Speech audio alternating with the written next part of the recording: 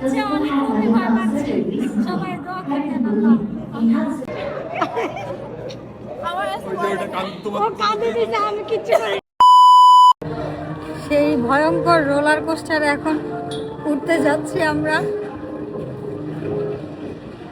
এত বড় রোলার কোস্টারের প্যাচ আমি আর কোথাও দেখি নাই, মালয়েশিয়াতেও দেখি নাই, থাইল্যান্ডেও দেখি নাই, বাট চায়নাতে সবচেয়ে বড় আর প্রচুর ভয়ঙ্কর। বলতে গেলে এখানে অনেকে আমি জোর করেই নিয়ে আসি, কারণ আমরা ছিলাম 4 জন।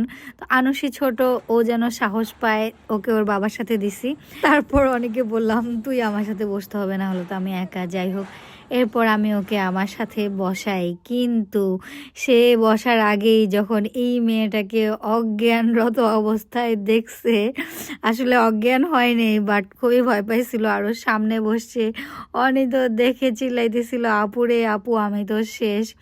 তারপর এখানে আমি প্রস্তুতি নিচ্ছিলাম, কারণ চায়নাতে অনেক ঠান্ডা ছিল, আর রোলার কোস্টার যেহেতু অনেক জোরে চড়বে, আমি তো একদম ঘোমটা দিয়ে পেঙ্গুইন হয়ে গেছি। কিন্তু শুরু থেকে শেষ পর্যন্ত আমার মেয়ের এক্সাইটমেন্টের কোনো কমতি নেই।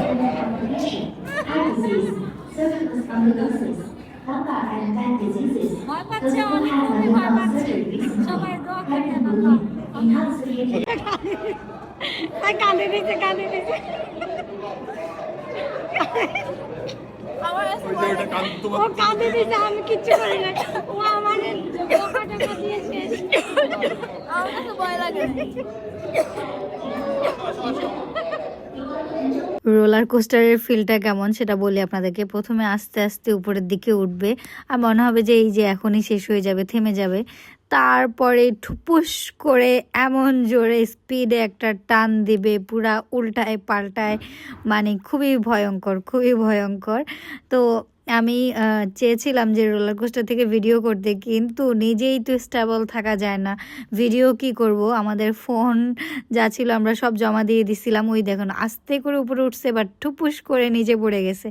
আর এত স্পিডে এটা চলে, আর এটা এত মজার আর আনন্দদায়ক, আসলে আমি জানি না ভিডিওতে আপনাদেরকে কিছুই বোঝাতে পারছি না, বাট আপনাদের যদি কখনো পসিবল হয় প্লিজ লাইফে একবার হলেও চায়নার এই রোলার কোস্টারে ওঠার ট্রাই করবেন। সিরিয়াসলি গাইস, আপনারা অনেক অনেক এনজয় করবেন।